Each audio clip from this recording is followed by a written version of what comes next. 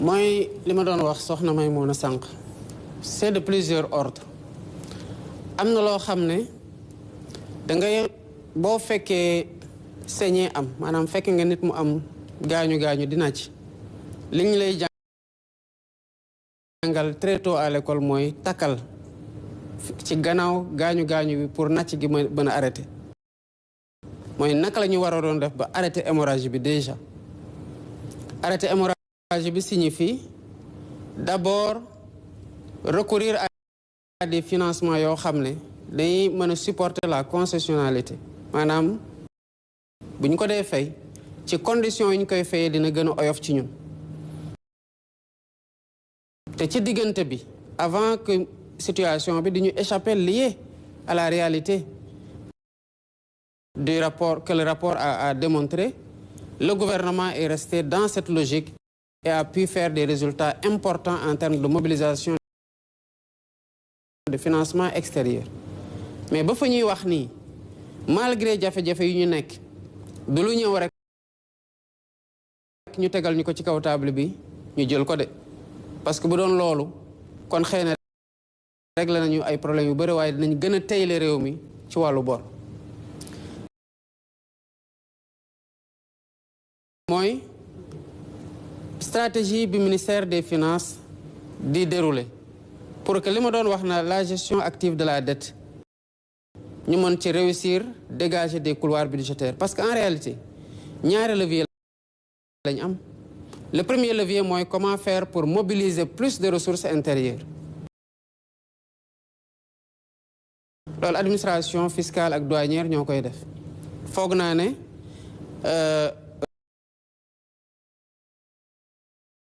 mobilisation bu fa am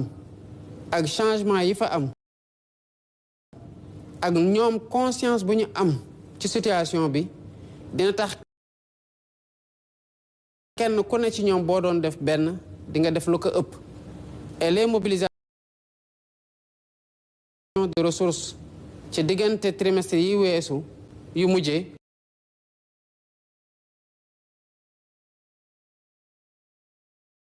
wane nañu ko yaa am nay jéego yu ñu def malgré la conjoncture économique bu metti kon loolu tamit beneen levier la yeneen levier yi nag mooy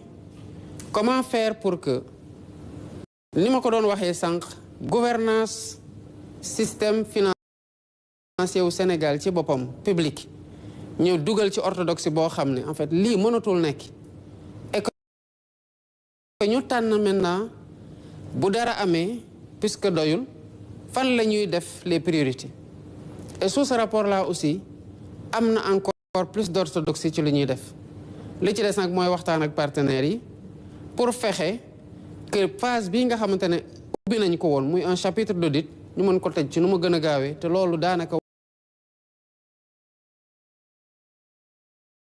waxtaan nañu ci FMI ak Banque mondiale ak yeneen partenaires yi ba d'accord ci étape bu ñu nekk nii nag mooy implémenter très rapidement réforme yi nga xamante ne waat transparence ak orthodoxie waaye en même temps il y a une stratégie bu ministère de l'économie et des finances et du budget élaboré ba pare te nekk na di ko doxal moo tax ma ne la y a des offres qui arrivent pour prendre en charge le financement pour dégager ces couloirs mais on les étudie dans toute la sérénité démb laa ci mujjee jot benn boo xam ne c'est une institution importante moom ma ko yónnee sous pli confidentiel na offre bii la ñuy def waxtaan ci ministre des finances ne ko jox nañu ma ko defal nañu la ci copie pour nga saytu ko ak ñi nga àndal waaye dinaa ko confier tamit sama conseiller financier yi bu ci loolu jeexee ñun ci waxtaan dans le cadre du gouvernement pour xool est-ce que les offres qui nous ont faites sont les plus adaptées par rapport à la situation mais ñu ngi ci waar wi bu baax a baax te Sénégalais incha allah dinañ gis ne que ay jéego am na. donc François-Xavier Thiaw nañ lay bàyyi yow nga poser sa troisième question bi. jërëjëf Mariama président maa ngi lay nuyu di la féliciter ci indépendance bi accession Sénégal à l'indépendance di la tamit féliciter pour sa 1 an à la présidence du Sénégal. alors damay continuer rek sur la même lancée ci mobilisation financement yi parce que loolu moo nekkoon question bi nga xam ne moom la ñu prévoir woon xam nañ ne seen stratégie de développement Sénégal 2050 la première phase 2024-2025 à peu près 18 000 milliards la ñu soxla pour financer projet yi ci contexte bi nga xam ne difficile na rappelé nga ko sànq déficit budgétaire dette publique boo xam ne explosé na mais xam nañ ne tamit yéen ci seen vision financement intérieur ngeen bëgg a privilégié def naa yaa ngi koy rappelé rek démb ci sa discours à la nation maintenant yaa ngi doon wax tout à l'heure stratégie bi mais stratégie bi exactement ndax mun nga ci gën a ñëw ñu xam exactement naka lay demee ndax taxes yi réforme fiscale xam naa dafay am code peut-être dañuy réformer code général des impôts est-ce que dañuy yokkaat assiette bi wala dañuy gën a yokk taxes yi ba nga xam ne Sénégal dina mën a am financement intérieur yoo xam ne dina permettre ñu bàyyi financement extérieur yi nga xam ne xëy na moo gën a metti d'autant plus que comme ni nga ko waxee contexte bi tax na xëy na léegi pour Sénégal am financement dina mettre trop ci à l'extérieur. non taxe yi moom une chose est sûre mooy du yokk ay taxes mooy tax ñu génn ci parce que d'abord mënuloo fekk askan goo xamante ne loof na am nañu jafe-jafe pour régler le courant nga ñëw di leen gën a taxer ci li nga leen doon taxer ba pare mënul nekk en terme de augmentation ay taux. ci lu mu mën a nekk par contre parce que mënta ñàkk mooy augmentation base bi li ñu bëgg Sénégalais yi xam mooy réew yi fépp foo dem ci àdduna y compris réew yi nga xamante ne tey seen koom-koom téye nañu ko jafe-jafe yu ñuy jànkoontel nii weesu nañ ko bu yàgg ñu ngi régler seen problème d'un autre niveau fekk na lii bu ñu ko rombee yàgg na ñooñu à un moment donné ci seen histoire jànkonte nañu ak jafe-jafe yu gën a metti yi nga xamante ne moom la ñuy jànkonteel parce que am na ci ñoom yoo xam dañu leen bombardé ñaari bombe atomique am na ñoo xamante dañuy traversé ay guerre yu yàgg am ñoo xamante dañuy traversé ay crise yu méttee yu yàgg di ay crise économique seen askan yi loru ci loof ci lott ci mais réew yooyu lañ def ba jóg ci parce que nit boo daanoo ñaare ci des soit nga xalangu des ci suuf gën a tilim gën faa yàgg wala nga jóg dox continuer sa yoon première option bi du option maanaam ñëw constater que situation bi metti na ñuy jooy loolu warul njiitu sénégalais yi waaye warul sénégalais yi ci seen bopp parce que xaalis bu ñuy tabaxee réew mi xaalisu sénégalais yi la fan lay jóge ci seen poche lay jóge moo tax ñoom ñu am ci ñaari wareef bi ci njëkk mooy kenn ku ne ci ñun xam ne am na lu la waraloog sa diggante ak réew mi balaa ngay xalaat lan la may réew mi di defal nga xalaat yow ci sa bopp lan nga waroog réew mi est-ce que wàccoo nga ak moom moo tax mënuñu nekk dans un pays boo xam ne une partie des personnes day fay impôt que sa beneen partie bi toog loolu kenn waru ko nangu bi ci dekk mooy beneen wareef bi leen war mooy bu ñu dugalee seen xaalis bu ñu am budget ñu dénk ko ay jiit ñoom ñoo ko war a saytu ba mu wóor leen ni xaalis bi fu mu war a dugg mu fay dugg maintenant lan mooy li ñu war a def tey en tant que sénégalais mooy li ñuy def nii ñu fexe ba ci génération bii di ñëw bañ a am di régler wala di jànkonte ak les mêmes problèmes yi nga xamante ne moom la ñuy jànkonte parce que problème yi ñuy régler nii mooy problème yu waraloon ajustement structurel bi fi amoon kon boo xoolee presque 50 ans ci gannaaw même problème yi lañ amoon muy un demi-siècle te bu ñu continuer tamit bañ a jóg xoolaat ñun ñëpp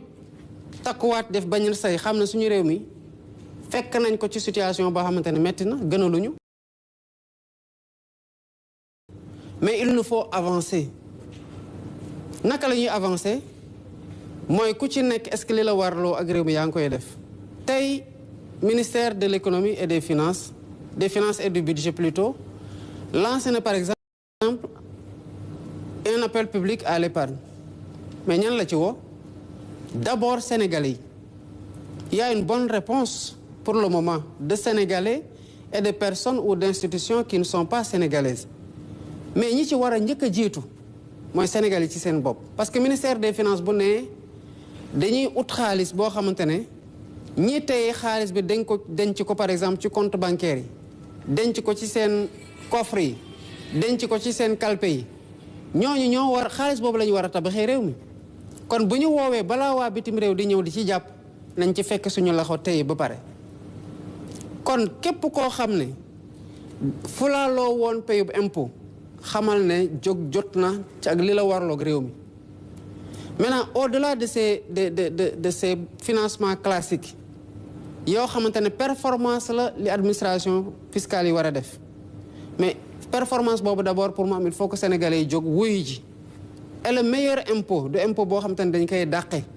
di ko jëli ji di ko forcer waate pour mu génn mais impôt boo xamante ne doonte metti na ku ne di nga bës sa xol xam ne réew mi moo ko soxla nga muñ ko dem joxe ji ko ba pare nag di watu ak di saytu fan lay dugg en plus de ça il y a les financements innovants mais financement innovant yi mooy lan mooy li ñu woowee woon les bons citoyens wala les diaspora bons ñu wax ñi nga xamante ñoo nekk ci biir réew mi ak ci bitim réew justement emprunt yi xeet yooyu la ak yeneen xeet yoo xamante ne war na ñëw bi ci tegu mooy ñu xool ci secteur yoo xamante ne tey mën nañ ci def yeneen performance te loolu moo waral ñu gaawantu pour digitaliser lépp loo xamante ne procédure la douanière wala fiscale évidemment wax nga ko il y a une réforme qui vient c'est une réforme du code général des impôts qui est en chantier une réforme du code des douanes qui est en chantier et une réforme du code des investissements qui est presque bouclée